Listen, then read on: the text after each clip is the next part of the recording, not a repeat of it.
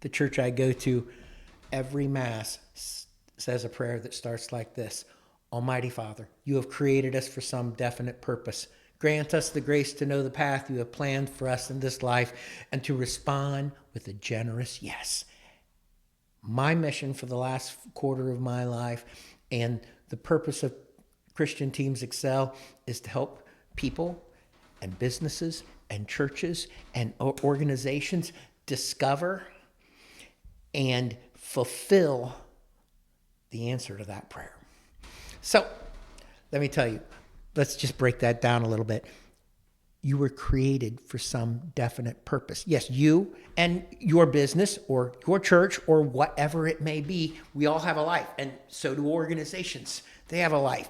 And that life was created for a purpose by the same Almighty God that created the universe. And that purpose, fulfilling that purpose, makes your life an incredible adventure that Peter Pan will be jealous of. But you've got to commit. You can keep your life for yourself and live it in this world if you want to. That's your choice. Or you can give it back to God. And when you give it back to God, then you get started on this grand adventure that, like I said, Peter Pan will be jealous. It's amazing. God did not create you for a mundane, boring, meaningless life. You were created for a definite purpose. But you see, now there's a real problem with this, because also in this world, Satan is real. Satan, for the time being, is the prince of this world. He hates you. He hates your family. He hates everyone you know. He is destined for hell, and he intends to take you, everyone you know, and all your dreams and adventures straight to hell with him.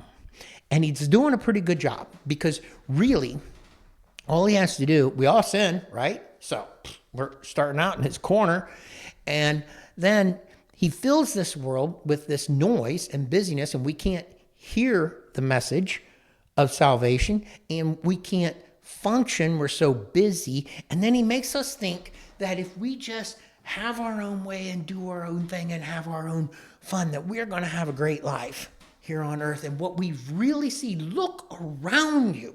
This world is dark. It delivers so little, and we get lost in its meaninglessness. Suicides are up. The world's a mess. It's a dark, dark place. And we still have to make that choice. You know, if you want to keep one foot in the dark place, you're not going to go very far on an adventure with God. But it's your choice to make. That's the world Satan's created, and he wants you to keep you in that world for all eternity. But therein also lies our greatest current opportunity. You see, in a dark world like that, all we have to do, if you live that passionate life that Jesus created you to live, where you love with passion, you have a cause that is greater than yourself and more meaningful than yourself, and you work toward that cause, and you smile, and you are alive for God, you'll stand out like a sore thumb in this dark world. I mean, you're going to be a burning torch, right?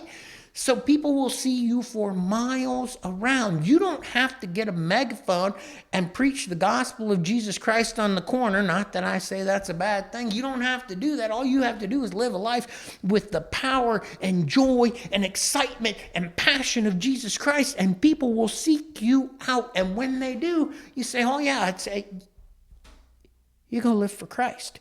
Here, come to the church I go to, whatever it may be. You see, I call that countercultural Christianity. And the darker Satan's made the world, and I'm 60 years old, and right now I firmly believe that the world is as dark as it's ever been. It's like you turn on a flashlight in a bright room, you can't hardly see a beam. But if you turn on a flashlight in the dark, you can light your way, and you can light other people's way too. And that's the situation we're lucky enough to find ourselves in. But we have to boldly live a countercultural life. And the great thing is that countercultural life is a fantastic life. And not just us. If you own a business, it's not really your business. It's God's business you happen to be the steward of. If you run a church, It's got a life of its own, and it was created by God for a definite purpose to be boldly, counterculturally different than this dark world that we're in. And there are methods to do this. Now, Satan tries to keep us from doing this by three main things, in my opinion. I said three, I guess I'm at three, right? So three main things, and that is, one, he wants to convince you that either you weren't created for some definite purpose, or you don't know what it is, and you're confused and you never figure it out. So there goes that grand life. And two, let's say you do kind of figure that out, at least you got a good idea of it, or maybe you've even articulated it really well, but you don't either know how or take the time to make definite plans to get you there. And then there's this final piece, and this is a big piece. You don't have people around you who you meet with great regularity, who know your purpose and know your plans, and they'll, one, support you, and two, more importantly, they will hold you accountable. Those three things. That's the teen part of Christian Teams Excel. So that's what we want to do. That's my mission. That's where we're going. That's Christian Teams Excel. It's going to be amazing. Okay? So that's what the fourth quarter of my life is up to. And that's what Christian Teams Excel is all about. And thank you for your time. Join. Become a member of Christian Teams Excel just so you can keep up with what's going on. And I hope and pray that each and every one of you would be lit on fire with the passion and have an adventure that I have had and will continue to have. God bless you all.